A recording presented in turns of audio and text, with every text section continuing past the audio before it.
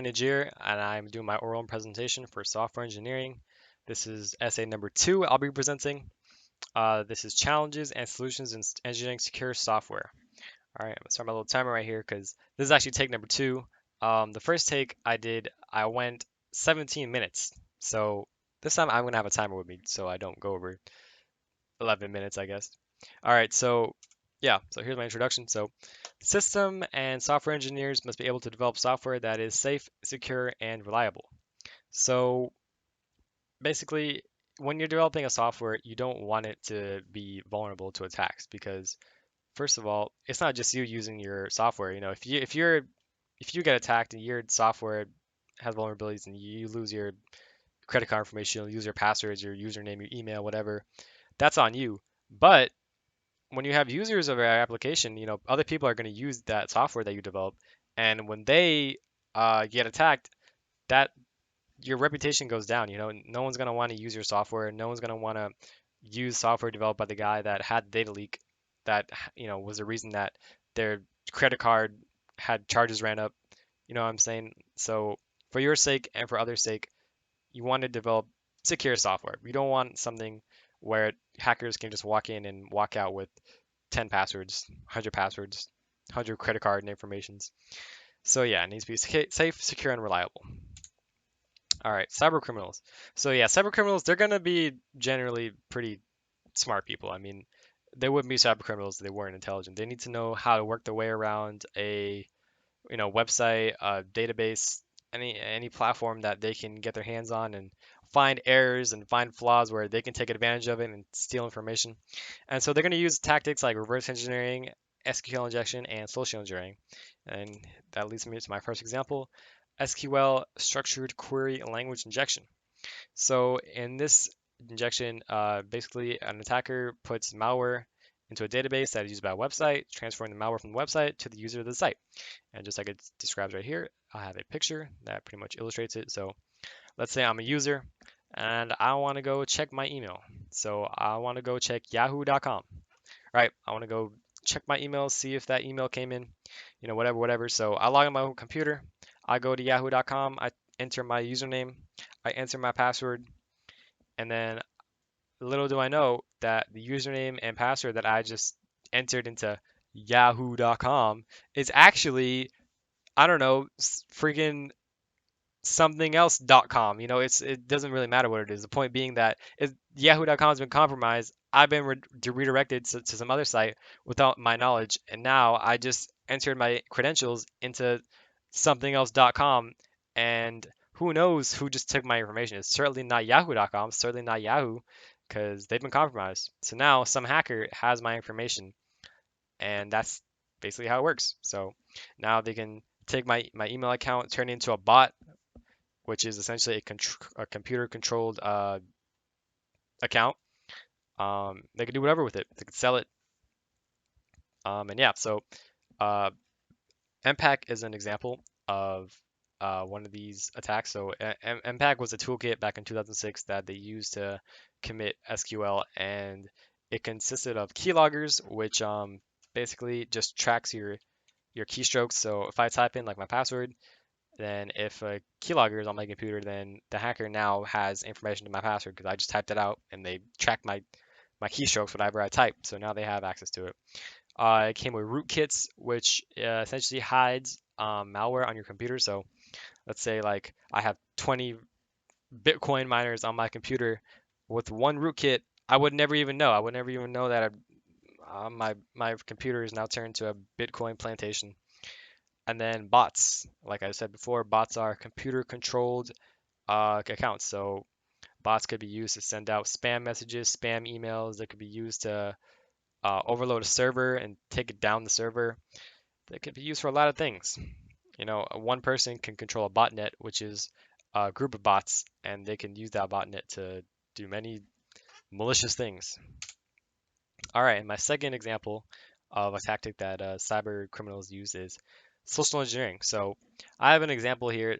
Credit union hired a security company to test the credulity of their employees, and this is how it went. So basically, a credit union hired a security team to test their employees' gullibility. So there were a group of individuals outside their office of the credit union, and the credit union employees went outside and saw that these individuals were giving out free USB sticks. So they were like, "Oh boy, free USB sticks!" And they took some. They went inside, they plugged it into their computer, see how it worked, see how much storage it had on it, whatever, whatever. And to their surprise, those USB sticks were littered with malware. And so that was a test to see if the employees would just willingly inject malware into the computer. Well, not, I mean, they didn't willingly do it, but they were ignorant to the with the contents of the USB stick, and well, they basically injected themselves with or injecting their computers, I should say, with malware. So that's one tactic. That's one little sly way of putting malware on someone's computer. All right, so I have this example from a research document where researchers tried to identify vulnerabilities in a source code for Linux using a graph traversal. So essentially, to sum it up, well, identifying vulnerabilities in a system, especially like one as grand as like say an operating system, for example, like the little example I have right there. Operating systems are very grand. There's a lot of files. Think about Windows, one of the most popular, or if not the most popular operating system. It has a lot of flaws. It has many, at least I've run into many flaws in Windows, but I can't blame them because it's a very large uh, system, a lot of factors at play, and trying to solve all those problems is going to be very tedious. So the researchers tried to solve this problem by using a code property graph and using all this information like abstract syntax trees and control graphs to basically model the vulnerabilities with graph traversals. And so this can identify flaws like integer overflows, string format vulnerabilities, memory disclosure, and they use a 2012 Linux kernel to do this. So uh, they were able to find 18 previously undiscovered vulnerabilities using this tactic. All right, the shortcomings of anti-cheats in video games. So cheaters in video games face a big problem for developers because if someone's cheating in a video game, like in the GIF right here of Counter-Strike, then it's not fun. It's no fun for the players. No one's gonna play a game filled with cheaters. Developers lose players and lose money, and players just have a bad time. So it's a lose-lose for everyone except for the cheaters. So one of the solutions to this is a kernel-level anti-cheat program, which essentially goes to the highest level um, of your computer, and it detects for any scripts or programs that are playing an influence on the game, and it will stop it in its tracks. But the issue with this, like it says right here, it's the deepest authoritative layer of your operating system, which some players believe is intrusive. They have a problem with this. So Valve, what they did is they used their Valve anti-cheat, which is not kernel level, but recently it's been very ineffective, especially in their video game CS2, which came out, or Counter-Strike 2, which came out in 2023. There's been a lot of cheaters in that game. So to solve both these problems, the intrusiveness of kernel uh, level anti-cheat and VAC, VAC's ineffectiveness, researchers try to use an AI-based model where it will essentially take in your stats of a game, and also it'll all run on the server.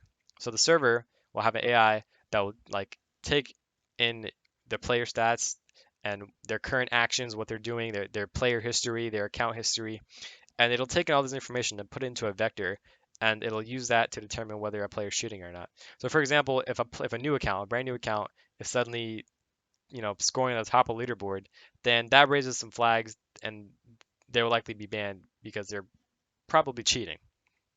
Well, that's a very oversimplified example, but yeah. All right, cloud computing. So clouds are very crucial for services such as Google Workspace, Microsoft Azure, Amazon Web Services, Lambda. So you want clouds to be secure because let's say you have a Google Drive with some very important information on it. A cloud really just means someone else's computer, but just because your information is on someone else's computer doesn't necessarily mean you want someone else, touching it. You don't want someone else touching your data, reading your data. It could be something very important. It could be a list of your passwords that you put on there for some reason, or some source code that you don't want being leaked. So Facebook was not very good at this. In 2019, they were breached because of a flaw in their code, and over 530 million users' information were stolen. Um, but the solution to this, there's a couple I have here. So the International Business Machines Corporation use a homophobic encryption scheme to have information be processed without the need for it to be decrypted. So having encrypted information definitely helps with it being secure and stopping attackers from accessing it.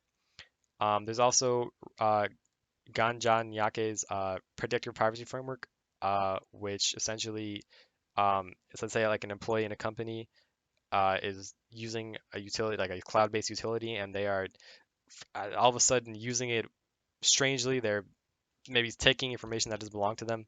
Then that user account has likely been breached, and this framework will stop that from happening. Um, and then Amit Handre and Karuna Pandey Joshi has a document in which they list like different sorts of threats like traffic hijacking, insecure APIs, and denial of service attacks like DDoSes.